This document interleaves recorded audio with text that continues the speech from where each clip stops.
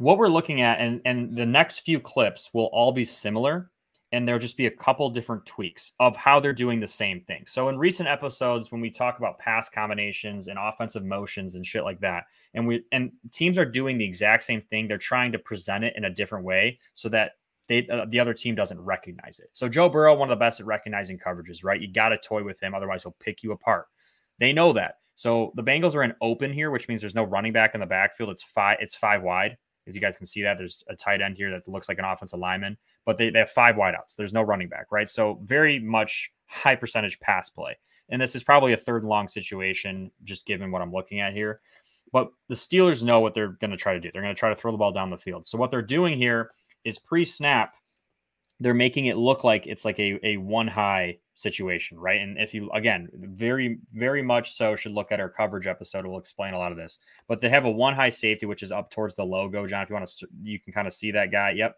And then this guy down here, lower in the logo, he's actually going to bail on the snap of the ball, and it's going to become too high. But Joe Burrow is going in his mind pre-snap thinking, okay, it's one high. I'm going through my one high progression. Right. But by the time he recognizes that it's too high, he has to hold the ball a little bit longer and go to his next progression. And hopefully TJ Watt or one of those stud pass rushers is getting home and sacking him by the time he is able to realize what's happening. So look, he bails. He's playing the middle of the field. You see the top corner is deep half there. So the top corner on the top of the screen makes it look like he's going to be down. He bails. The safety on the logo bails, and they're playing cover 2. But pre-snap, it looks like it's going to be cover 3 or man-to-man because it's a one high look. So that's what Joe Burrow's thinking. That's why you see him here look, and then he comes right down to the check down because he said, oh shit, right? And that's just instinct. So they didn't get the first down here. So pre-snap, what does this look like, right? You have one guy in the middle of the field deeper than everybody else, and you have two guys, your other 2 safeties look like they're coming down, right? So it looks like it's going to be a form of one high. When the ball snapped, you'll notice the retreat.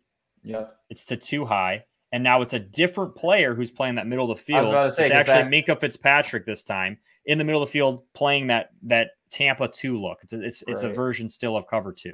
And this throws off Josh Allen, and he's forced to throw one of the hardest throws in football, which is that outside hole shot fade, which you have to just throw perfect timing, perfect accuracy to complete it. And he doesn't here.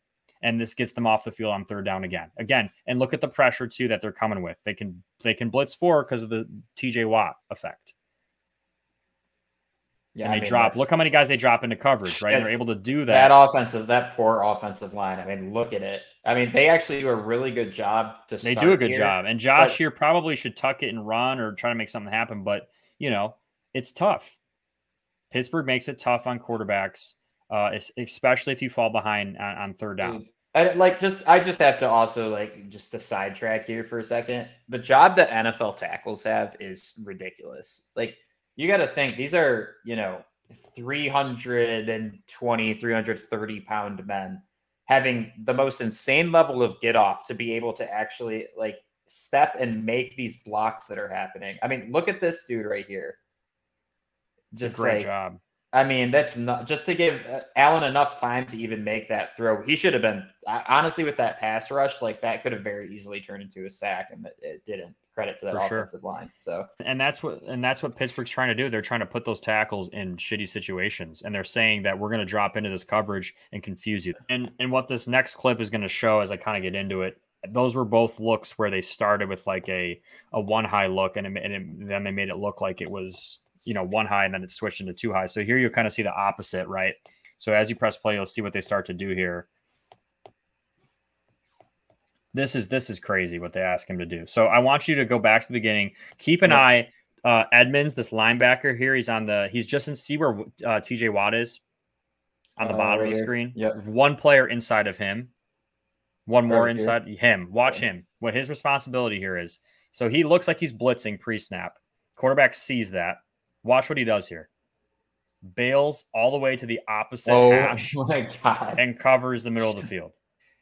That's brutal. That's where the quarterback was looking, and I think they show an end zone clip of this at some point, but that's where he was looking to throw the ball, and because he thought pre-snap he was going to be open, and it forces him to hold the ball here because the backside linebacker who looked like he was showing pressure bailed into the middle of the field, and then everybody else in the rotation in the secondary rotated into something else, And it looks completely different when they snap the ball from what it did in the yeah, that is snapped. I mean, that first of all, as a quarterback, like that has to be such a bitch to deal with. But second of all, like the fact that he's able to cut up and get that far downfield on the like you said, the opposite hash in just a couple of seconds is ridiculous as well. Yeah, so it's freaky. This is with Tom Brady. So this is kind of a different look, right? So this actually becomes a cover 3 look.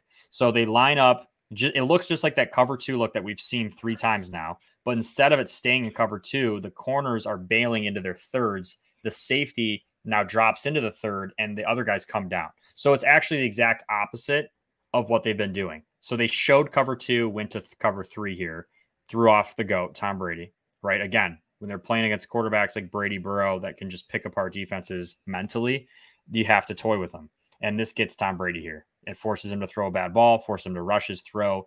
And that's what they're trying to do, because this gets them off the field on third down, forces a field goal attempt rather than a first down. Their secondary does a great job of disguising, helps their pass rush. And when you have a guy like TJ Watt as your franchise player, it's tough for quarterbacks because you got that breathing down your neck the entire game. Plus, you're trying to disguise defenses. But that's why Mike Tomlin such a genius, right? And why he's had success for so long in the league is his ability to compete against any team because of scheme.